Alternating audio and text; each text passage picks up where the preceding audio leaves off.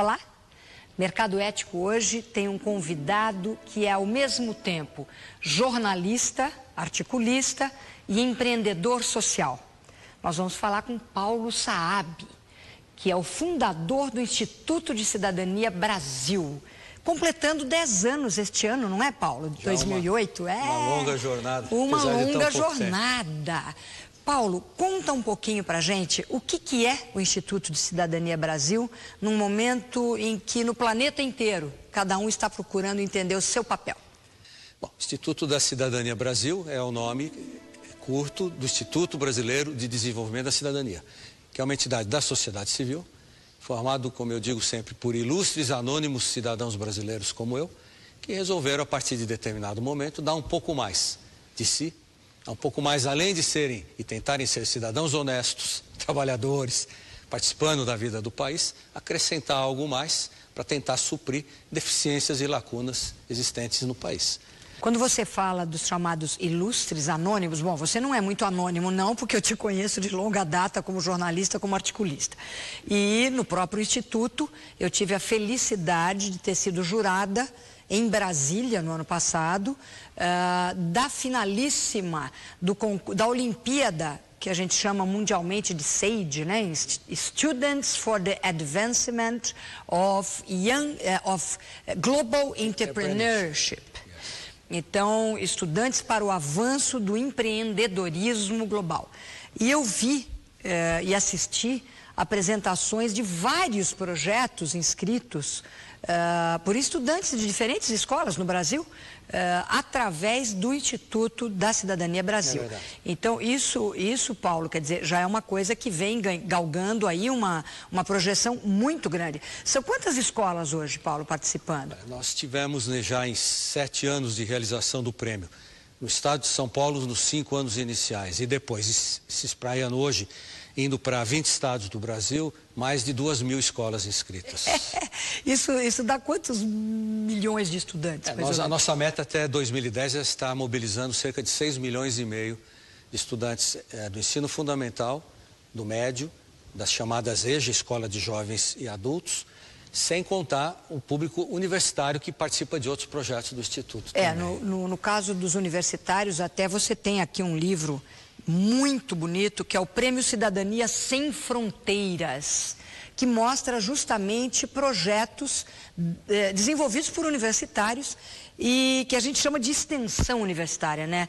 Eu juro, Paulo, eu dou um valor assim enorme a isto pelo seguinte: porque a gente reclama muito do político, a gente reclama do líder corporativo, a gente é bom para reclamar e às vezes é ruim para contribuir para que esses seres humanos possam trazer da escola, da casa, da comunidade, toda uma visão de mundo, que é uma visão realmente de protagonismo. E o que você faz, na verdade, é estimular e dar espaço ao protagonismo.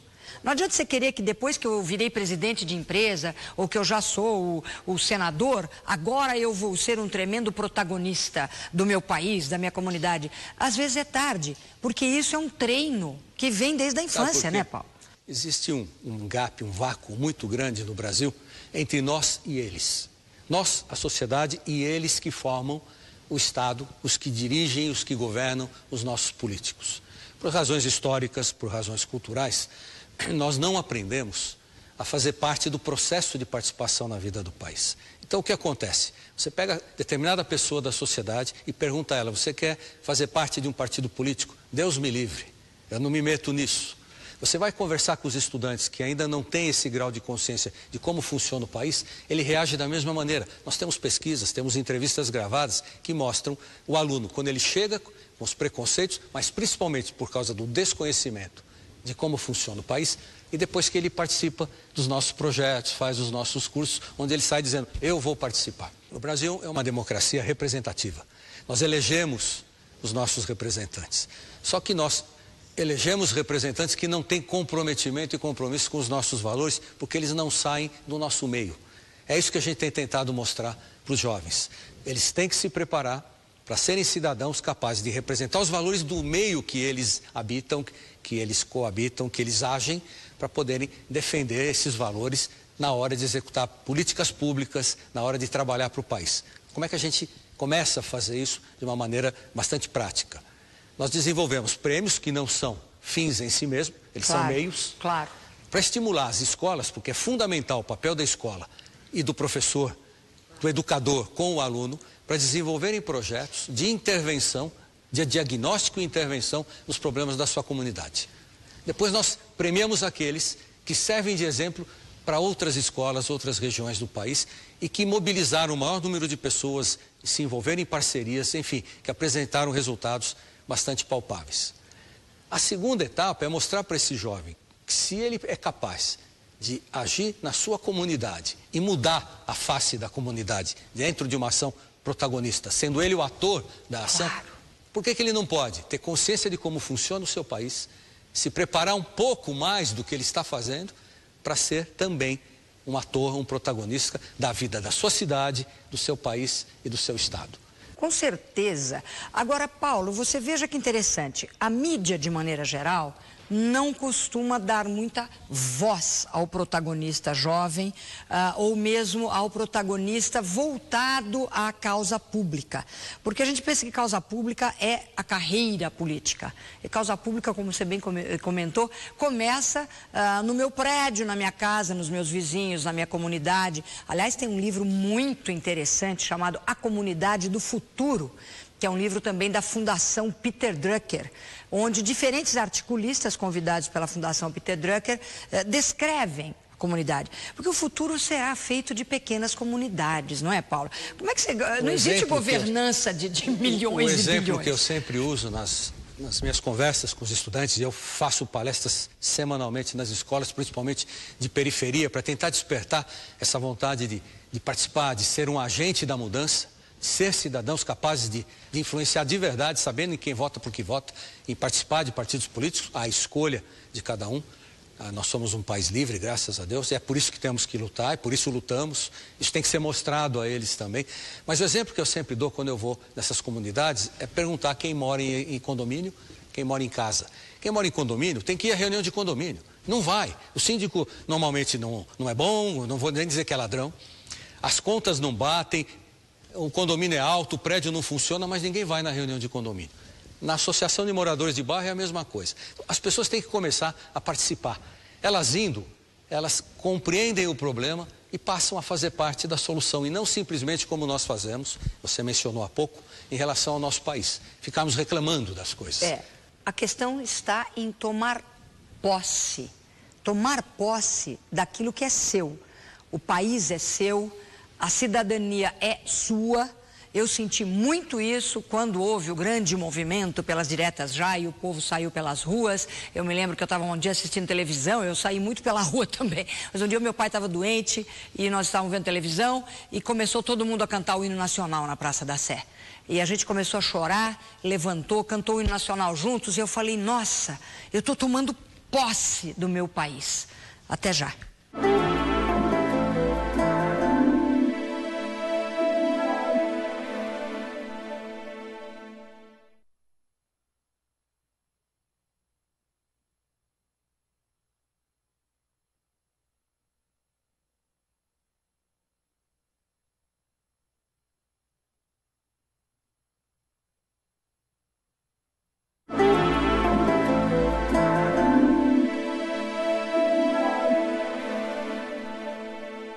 Paulo, nesse intervalo eu fiz um exame de consciência e a minha nota foi muito ruim. Eu perguntei para mim mesma, assim, nas últimas 3 eleições, em quem eu votei para vereador, nas 3 últimas eleições para vereador, quais foram os meus candidatos. Eu posso me lembrar de um, mas eu não me lembro de 3, ou seja, não foi uma coisa que foi uma escolha profunda. Eu perguntei para quem que eu tenho votado para deputado estadual, para deputado federal, para senador. É claro que eu me lembro de vários, mas eu não me lembro de todos, porque houve vários casos, Paulo, em que eu votei, porque em cima da hora eu não sabia direito em quem votar, aí um amigo meu falou, um parente, não, vota em fulano que eu conheço, o cara é bom, e nunca fui checar de fato a verdadeira história daquela pessoa, o seu pensamento, a sua capacidade de atuação, e muito menos fiz a sequência, o acompanhamento obrigatório da performance, do desempenho de algumas dessas pessoas.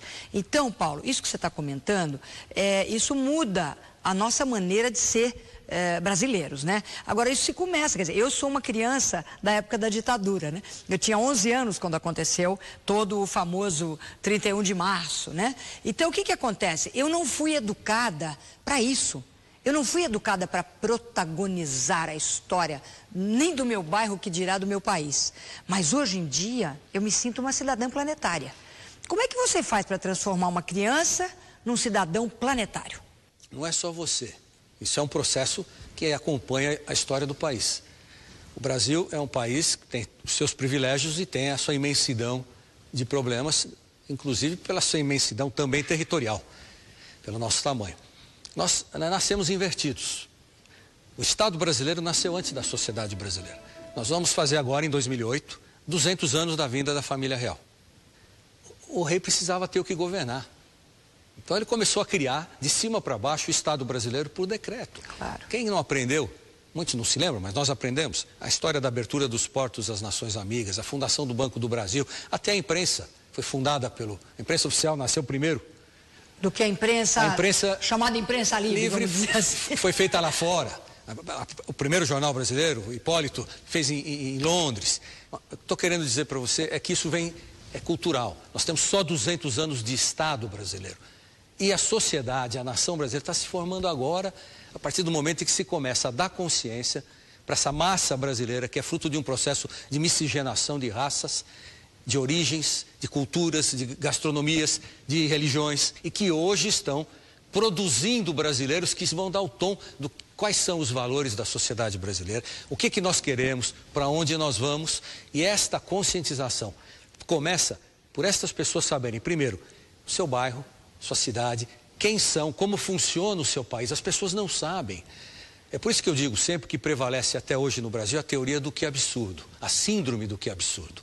O cidadão chega em casa à noite, liga a televisão, ouve a notícia, lê, escuta e fala, que absurdo. Abre o jornal. Mas você é jornalista, Paulo. Qual é a missão da imprensa nesse novo cenário? São duas coisas. Primeiro, essa visão do cidadão de que lê, recebe, ouve no rádio, lê no jornal uma notícia que confronta com o seu valor. Aí ele diz que é absurdo porque aquilo o ofende naquilo que ele acredita. Essa é a primeira. A segunda é a questão do comportamento da mídia. E eu, como sou jornalista há mais de 30 anos, minha coluna no Jornal de São Paulo está com 26 anos, voltei ao rádio agora, onde estive ausente há alguns anos, eu posso dizer então que nós ficamos muitos anos submetidos à escuridão do período em que as notícias eram censuradas. Quando houve a abertura, é como se o sol tivesse vindo, abriu-se a janela e ofuscou um pouco, porque a mídia, chamando isso os órgãos de comunicação de massa, tem feito um papel brilhante no sentido de informar e de até denunciar e investigar. Mas tem falhado na formação. Tem dado prioridade à informação, à denúncia, à investigação, e não ao papel, embora alguns façam isso, de formar o cidadão brasileiro, mostrando a ele como funciona o seu país. Esse é o ponto fundamental. Quando você pergunta a uma pessoa, você confessou há pouco, que nem lembrava, na maioria dos que votou, para que serve um senador, para que serve um deputado, o que é um vereador, o que é um deputado estadual, o que é o executivo, o que é o legislativo, as pessoas têm horror a isso. Até porque elas não sabem. Então é assim, eu já falo que tenho horror porque eu já não sei, então não vou ter a resposta, né? E segundo, porque me falaram que isso tudo é sujeira. Aí que está o grande problema do Brasil. Volto àquele que eu disse no início. O buraco que existe entre nós e eles. Na medida em que nós nos omitimos de participar, nem queremos saber como funciona, nós votamos neles.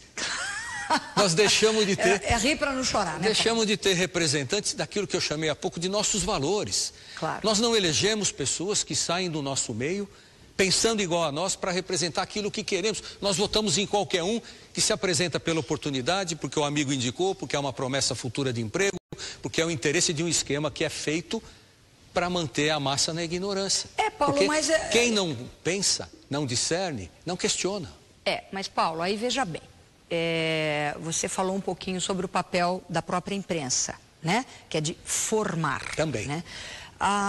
Se a gente considerar que a imprensa tem um papel neste universo do formar, do informar, ela é, querendo ou não, ela é uma grande narradora da história contemporânea. Se você quer que a gente, nós aqui telespectadores e leitores e ouvintes, né, acima de tudo nós cidadãos, que nós tenhamos um papel ativo na história aliás, da qual nós somos atores e não simplesmente assistentes, né, audiência, você também precisa contar a história luminosa. Esse quem faz o quê, a mídia não conta. Por exemplo, eu aposto que muitos de vocês que hoje estão assistindo essa entrevista não conhecem o Instituto da Cidadania Brasil. Então, esses milhões de jovens que estão desde cedo se dedicando a usar sua criatividade para criar um cenário novo, esses não estão na grande mídia. Mas a gente volta já já.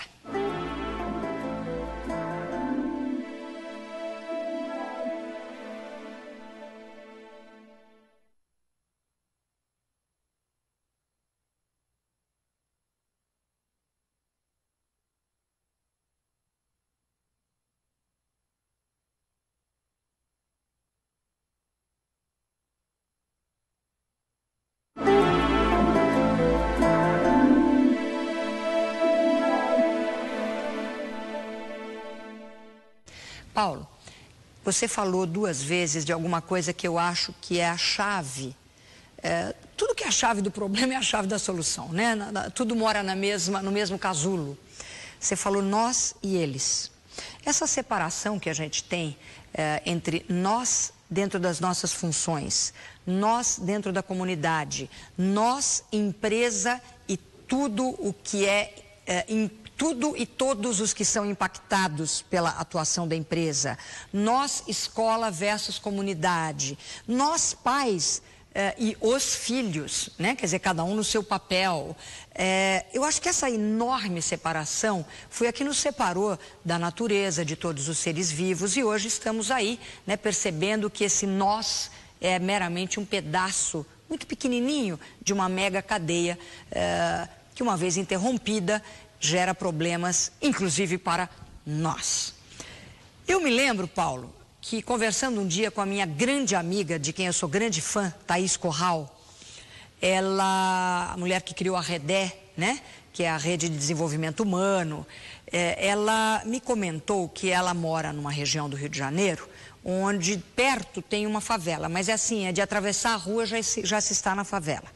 E um dia ela começou a pensar, ela falou, puxa vida, quer dizer, eu tenho um trabalho, porque ela é uma tremenda empreendedora social, eu tenho um trabalho que impacta milhões e milhões de pessoas e de fato dedico a minha vida à causa social. Nunca atravessei a rua ainda para entrar nesta favela. E ela atravessou e entrou, inclusive levada por um rapaz, por um jovem, sempre os jovens, né, Paulo? Um jovem que dá aulas de dança. E no momento que ela entrou naquela comunidade, a visão do trabalho dela e o que ela entendeu sobre o ser humano, assim, deu uma guinada de 180 graus.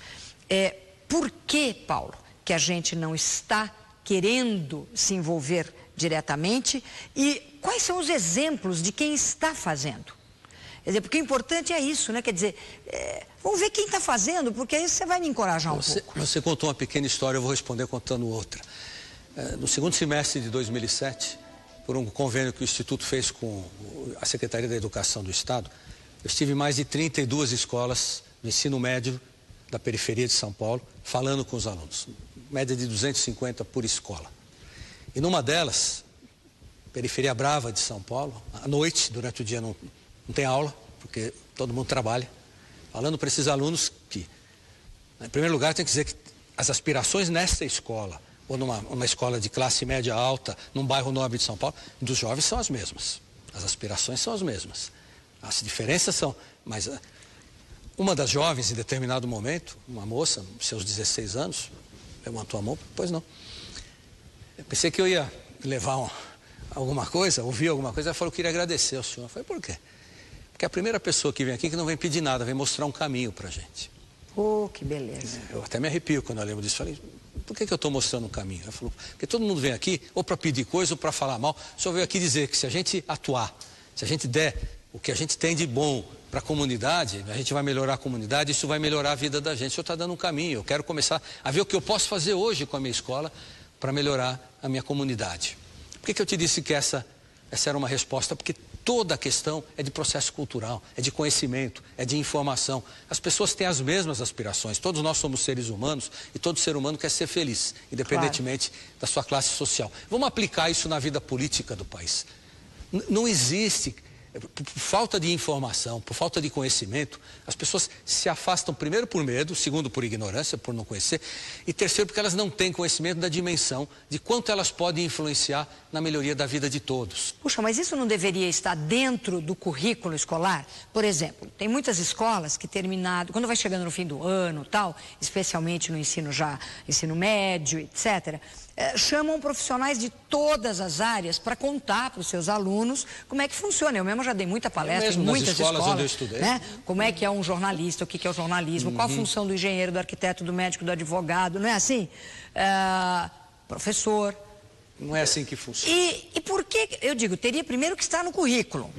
Teria que fazer parte da grade, entender o que é, né, ser cidadão. O que é, quer dizer, como é que é toda essa estrutura. Mas segundo, poxa, se as opções que eu tenho, nenhuma delas inclui pessoas que abraçaram a causa pública com dignidade e explicam para mim o que é ser vereador, deputado, senador e para que serve isso, eu nunca vou escolher também. É um modelo de educação. Vou te dar outro exemplo fantástico. Você viu lá na CEIG em Brasília. Ponta Grossa era uma cidade onde o índice de gravidez precoce na adolescência era elevadíssimo. Uma determinada escola particular reuniu um grupo de meninas de 9 a 15 anos. Maravilhoso. Trouxe médicos, pedagogos, psicólogos, fecharam com as meninas e ensinaram a ela o que é sexualidade, sensualidade, vida sexual, como a vida funciona. E saíram. Essas meninas, entre elas, montaram um programa de visitar outros grupos de meninas e se reproduziram visitando a escola. Entre elas, de 9 a 15, de 16 anos já está velha, já sai do grupo. Já é outra linguagem. O índice de gravidez na adolescência na cidade fez assim, brutal. Por quê? Porque geração espontânea que vem de baixo com o envolvimento das pessoas e elas fazem porque se sentem partícipes e não tuteladas. Isso. E o Brasil ainda é uma sociedade tutelada. Tutelada, isso é uma coisa inacreditável. Mas nós, adultos, mesmo nós, no mundo, vamos dizer, da iniciativa privada, nós temos uma responsabilidade terrível, começando pela nossa casa. Eu não aguento quando alguém vira para mim e fala assim, eu tenho filhos que estão naquela fase do aborrecente. Como aborrecente? Quer dizer, tem até uma pesquisa da Fundação Abrinq que mostra que existe um grau muito grande de inveja do adulto, às vezes inconsciente, né? Porque o jovem, quer dizer, ele tem o encanto, a energia, a capacidade da irreverência, ele tem a chama viva. Então, muitas vezes, quer dizer, as pessoas têm uma inveja oculta dessa energia do jovem. Então, o que acontece? Começa a dizer que é aborrecente, ou seja, você vai tentando já logo de cara castrar a autoapreciação. Essa energia que a gente quer potencializar no Construindo a Nação, no Cidadania Sem Fronteiras, para ele dar todo o seu talento, toda a sua energia, criatividade, rebeldia, seja lá o que for, resolvendo, ajudando a minorar, a minimizar problemas da comunidade. A hora que ele se conscientiza, é premiado por isso, ele se sente estimulado a aprender mais. Tanto que, dessas visitas às escolas que eu te falei, eu motivei os jovens, quem tivesse interesse, a participar de cursos que no Instituto da Cidadania Brasil, nós vamos começar a fazer a partir deste ano de 2008, de formação de empreendedores, de formação de lideranças, complementarmente à continuidade do estudo deles. Porque muitos também não vão para a universidade por falta de capacidade. Mas quem quiser receber uma formação direcionada, no sentido de se tornar um líder empresarial, social, comunitário, mas como? Conhecendo, tendo informações, não é se transformando num PhD, é se transformando numa pessoa minimamente preparada para representar os valores da sua comunidade. Eu tive mais de 120 inscrições. Olha, Paulo, você está me dando uma ideia. Nós vamos encerrar o nosso programa. Eu vou fazer uma provocação. Será que não está na hora dos jovens do Brasil inteiro se unirem e criarem um partido político dos jovens? Porque quem é que está pensando aquilo que precisa ser pensado para hoje e para amanhã? Até a próxima semana. E muito obrigada, Paulo, pela sua aula aqui para nós. Prazer foi meu estar aqui.